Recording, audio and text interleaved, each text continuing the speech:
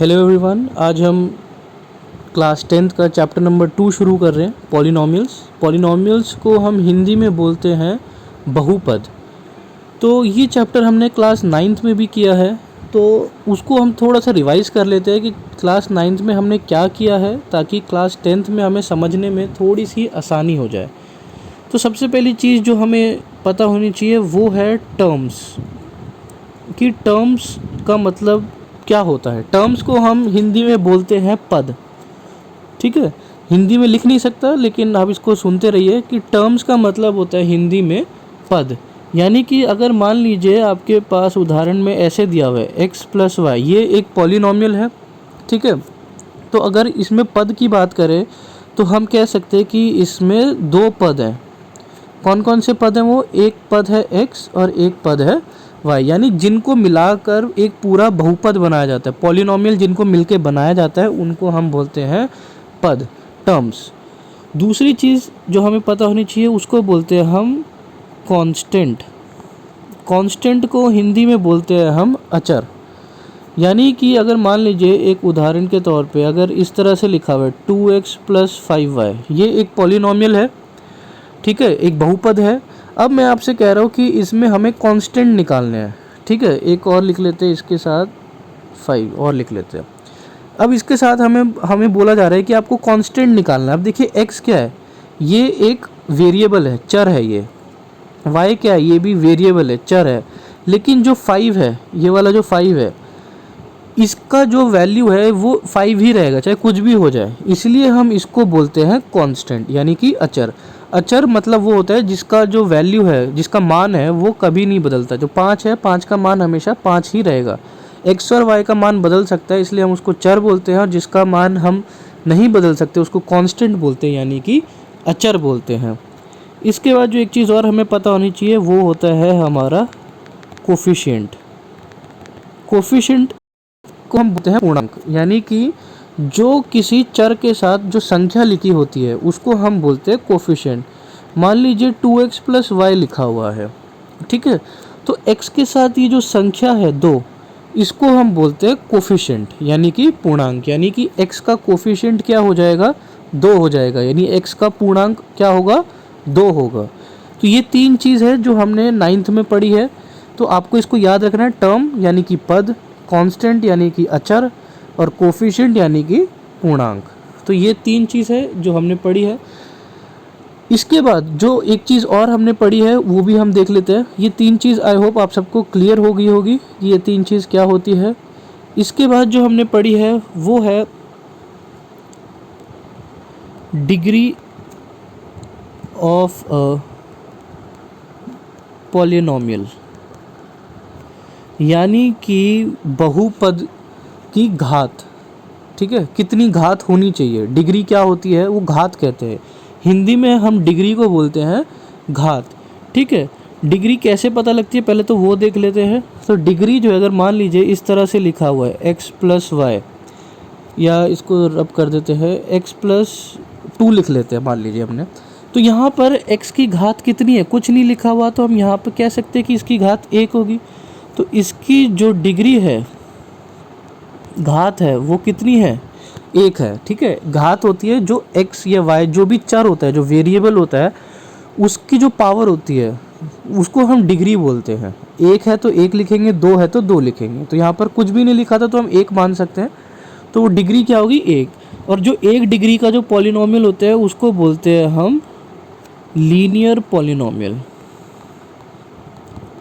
ठीक है ना, लीनियर पॉलिनोमियल यानी कि एक पद, लीनियर पॉलिनोमियल बोलते हैं हम इसको। ठीक है, इसकी डिग्री क्या होती है? 1 होती है।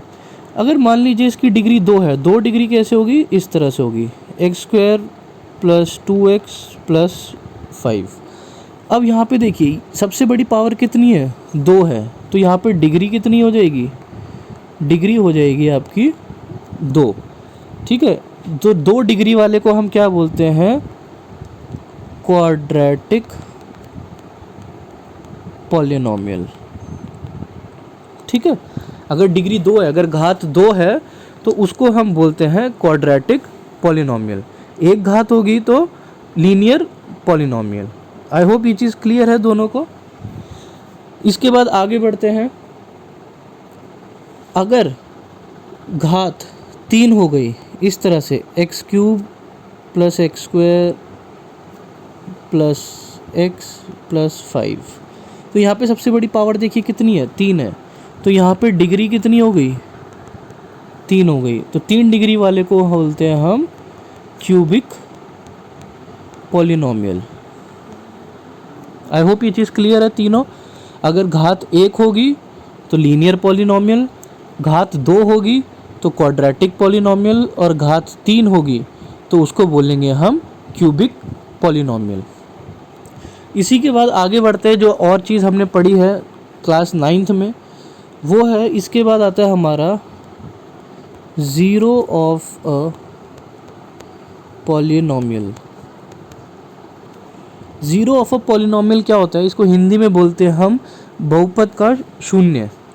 ज़ीरो मतलब शून्य, बहुपद का शून्य। मान लीजिए आपको एक पॉलिनोमियल दे रखा है x माइनस 4, ये एक पॉलिनोमियल है, बहुपद है ये। तो अगर हमें इसका ज़ीरो निकालना होगा तो हम कैसे करते हैं, हम इसको ज़ीरो के इक्वल करते हैं। x minus 4 equal to zero, 4 उधर ले जाएंगे तो x इक्वल टू 4। तो यानी ये जो है ये इसका क्या आ गया, हमारा शून्य आ गया, ज़ीरो आ गया। यानी इसको बोलते हैं हम ज़ीरो ऑफ अ पॉलिनोमियल। ठीक है। इसके बाद ये तो था, इसको ये कौन सा पॉलिनोमियल है, ये है हमारा लीनियर पॉलिनोमियल। क्योंकि देखिए इसकी घात कितनी है, 1 है। तो अगर एक घात होगी 1 डिग्री है तो शून्य कितना होगा, 1 होगा, 1 ज़ीरो होगा। 1 डिग्री है 1 ज़ीरो होगा, ठीक है ना। इसको याद रखिएगा, 1 डिग्री है तो 1 ही ज़ीरो होगा, 2 डिग्री होगी तो 2 ज़ीरो होंगे, 3 डिग्री होंगी तो 3 ज़ीरो होंगे। ठीक है, ये तो एक उदाहरण था। अब दूसरा उदाहरण देख लेते हैं हम, जहाँ पर हम एक क्वाड्रेटिक यानी कि एक्स स्क्वायर ले लिया हमने माइनस 5x प्लस 6 ले लिया हमने, सपोज ये है हमारा क्वाड्रेटिक पॉलिनोमियल। क्योंकि इसकी घात कितनी है, 2 है इसकी घात, तो ये क्या बन गया आपका क्वाड्रेटिक पॉलिनोमियल। अब इसको सॉल्व कैसे करते थे, हम इसको सॉल्व करते थे इस बीच वाली संख्या को तोड़ के। तो हम इस संख्या को इस तरह से तोड़ते हैं कि वो 2 संख्या मिलके बीच वाली संख्या बनाए, और जब इन दोनों संख्या को गुणा करें तो वो आखिरी वाली संख्या दे। ये आपने 9th क्लास में पढ़ा, इसकी डिटेल में नहीं जाऊँगा। ठीक है, ये सिर्फ एक एग्जाम्पल दे रहा हूँ ताकि आपको याद आ सके कि आपने 9th क्लास में क्या क्या पढ़ा है। फिर इसके बाद हम इसके फैक्टर्स बनाते हैं, कॉमन लेंगे x माइनस 3, तो x माइनस 3 और x माइनस 2, इसको ज़ीरो के इक्वेट करेंगे हम, तो यहाँ से x की वैल्यू 3 और 2 आ गई। तो देखिए अब घात कितनी थी, डिग्री कितनी थी, 2 थी, तो यहाँ पर ज़ीरो कितने आ गए हमारे पास, 2 ज़ीरो आ गए। तो इसलिए इसको बोलते हैं हम क्वाड्रेटिक पॉलिनोमियल। आई होप ये चीज़ क्लियर है सबको। लीनियर में 1 डिग्री है तो 1 ज़ीरो आएगा, 2 डिग्री है तो 2 ज़ीरो आएगा।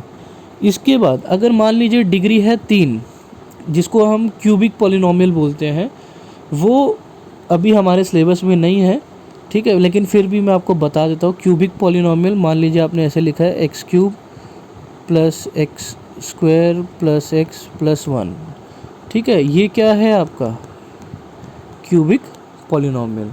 ठीक है, ये भी आपने 9th में पढ़ा हुआ है। ठीक है, सॉरी ये अभी सिलेबस में है, गलती हो गई थी, वो मैंने देखा नहीं था, ये सिलेबस में है और ये हमने 9th में पढ़ा है।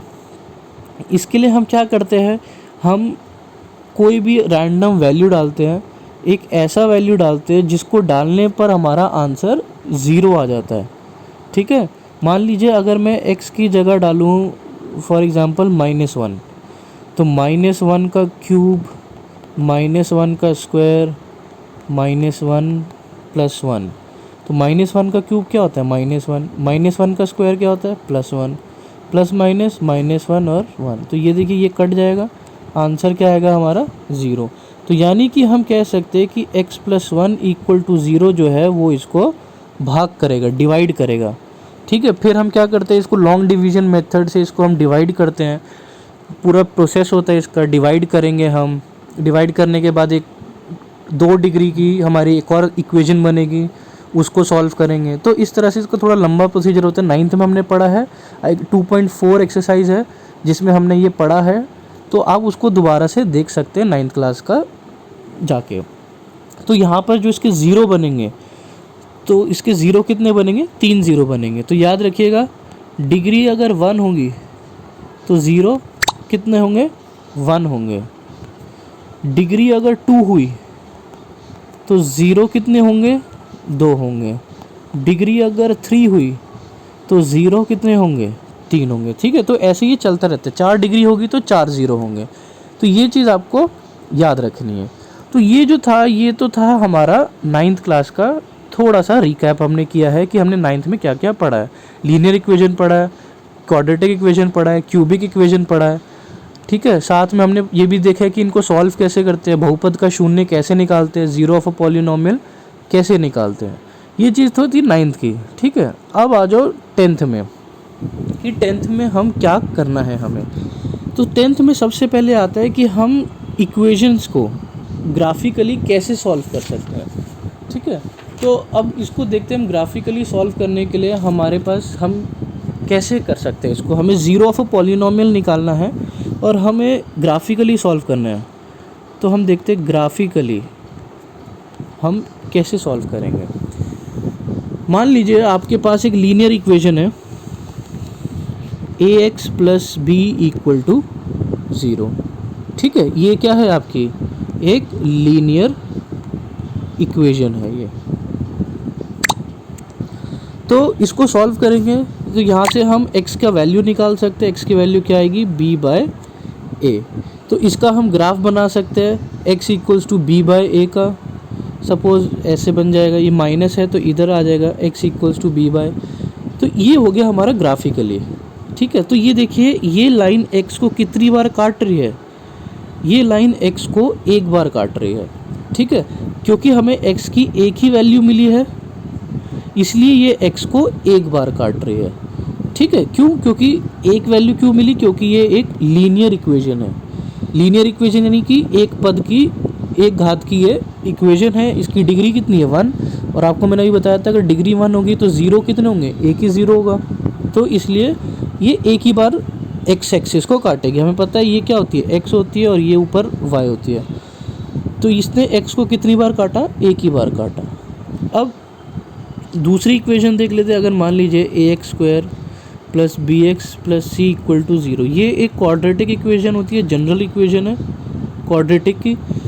तो यहाँ पर हमारी पावर कितनी है, घात कितनी है, 2 है। तो यहाँ पे ज़ीरो कितने होंगे, ज़ीरो भी 2 होंगे। यानी कि ये इक्वेशन कितनी बार काटेगी, ये इक्वेशन 2 बार काटेगी।